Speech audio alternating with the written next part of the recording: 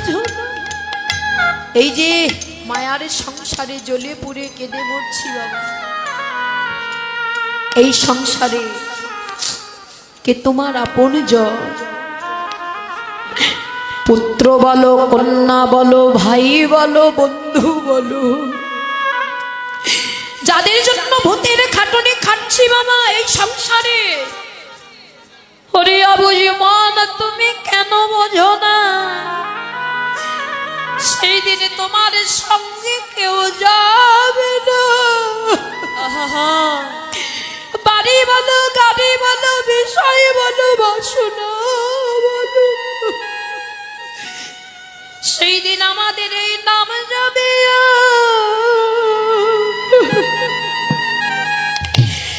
এই প্রাণ যাবে গো। সেদিন বোঝে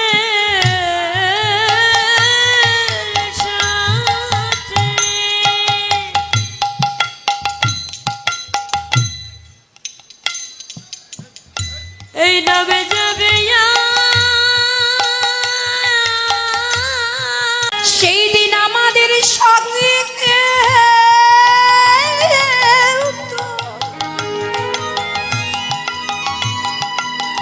সঙ্গে কেউ তো যাবে না গো। ওরে অবুঝ মন তুমি কেন বোঝো না? সেই দিন আমাদের নাম যাবে এই প্রাণ যাবে। সেদিন আমাদের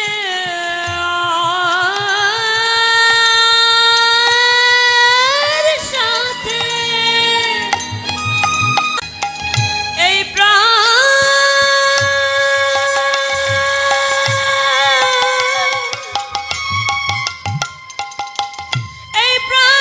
যাবে।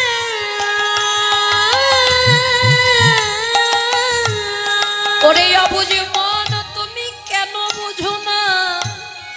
এই বিষয়ে বাসনার মধ্যে পড়ে থেকে আমরা যে আমার করে কেঁদে মরছি, একবার ভেবে দেখো যেই দিন এই দেহ খাঁচাটা ছেড়ে পাখিটা চলে যাবে বাবা, সেই দিন আমাদের সঙ্গে কে যাবে বল? এই যে এত কিছু করলাম, নিজে ভূতের খাটুনি খাটলাম বাবা, 10 তলা 5 তলা বিল্ডিং তৈরি করলাম, বাড়ি করলাম, গাড়ি করলাম, শেষের দিনে কি এসব আমাদের সঙ্গে যাবে? সঙ্গে কেউ যাবে না। পুত্র বলো, কন্যা বলো, বিষয় বলো, বাসনা বলো, ভাই বলো, বন্ধু বলো, যেই দিন এই দেহ খাঁচা ছেড়ে প্রাণ পাখি চলে যাবে,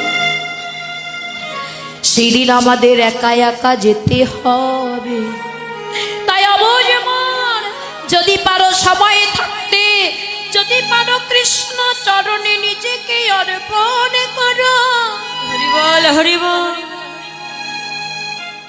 যদি পারো সময় থাকতে গোবিন্দের চরণে অর্পণ করো বাবা। কেননা আমাদের জীবনের এক একটা সেকেন্ড, এক একটা ঘন্টা, এক একটা দিন অনেক অনেক মূল্য। এই মায়ার সংসারে পড়ে থেকে বাবা আমরা অহংকার করে যাচ্ছি, বিষয় বাসনার অহংকার, কিন্তু এটা কেউ বলতে পারবো না আজকে যে ধনের অহংকার করছো বাবা, কালকে সেই ধন আমাদের থাকবে তো? আমরা ভগবানকে ভালো করে ভজন করতে জানি না, ভালো করে জানতে পারি না, চিনতে পারি না বাবা। আমরা চিনবো কি করে গো?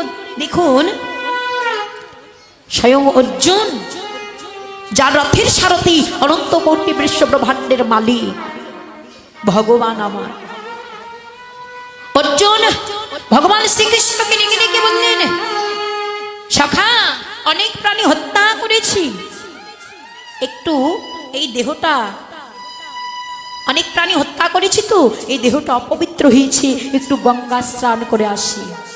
দেখুন মামা, যার রথের সারথি, অনন্ত কোটি বিশ্ব ব্রহ্মাণ্ডের মালিক ভগবান আমার, যার চরণে গঙ্গা যমুনা ত্রিবেণী নিবিরাজমান। আচ্ছা বাবা, তার চরণটা ধরলেই তো হয়ে যেত।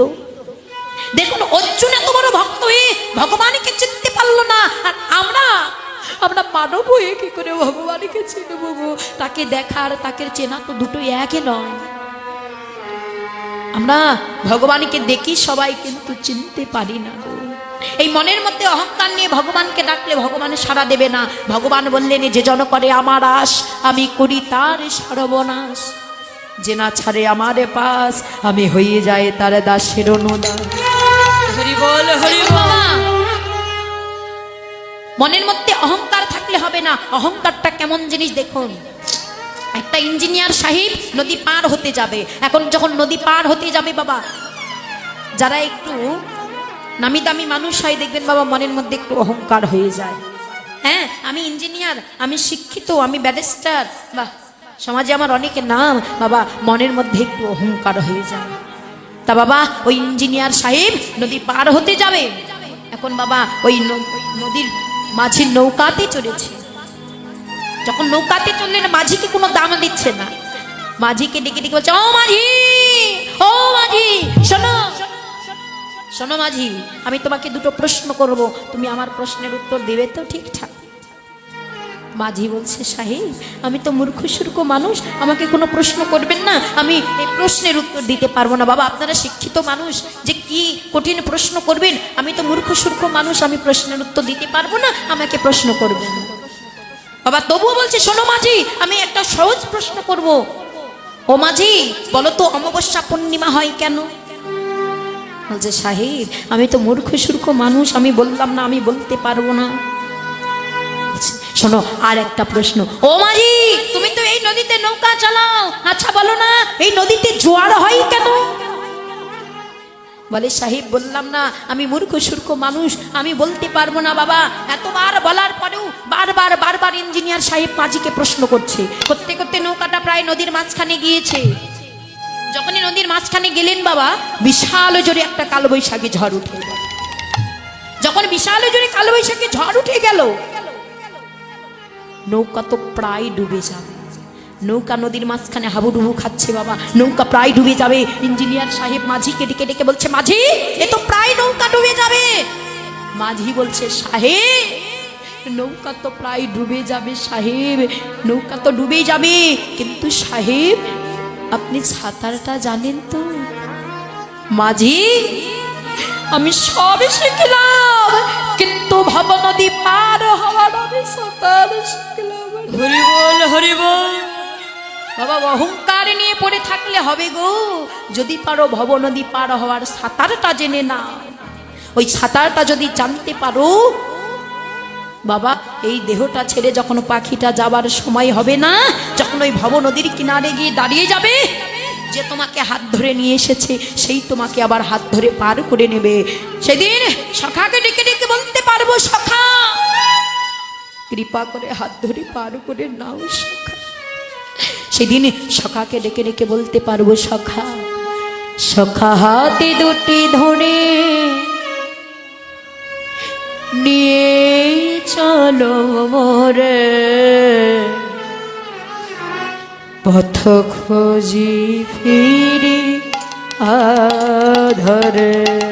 সখা হাত দুটি ধরে নিয়ে চলো মোরে, কত খুঁজে ফিরে আধারে। সখা হাতে দুটি ধরে নিয়েই চলো মোরে, পথ খোঁজি ফিরি আধরে। সখা হাত দুটি ধরে নিয়ে চলো মোরে, পথে খুঁজে ফিরে আধারে। ও গো কান্ডারি মন জীবন খেয়া, ও মোর কার প্রাণে মা, জীবন ফেরা। বাবা, সেদিন ভবনদীর কিনারে গিয়ে দাঁড়িয়ে বাবা সখাকে ডেকে ডেকে বলতে পারবো, কৃপা করে হাত ধরে কার করে না। ও গো কান্ডারি মন জীবন খেয়া, পার করো দুঃখ সাগরে।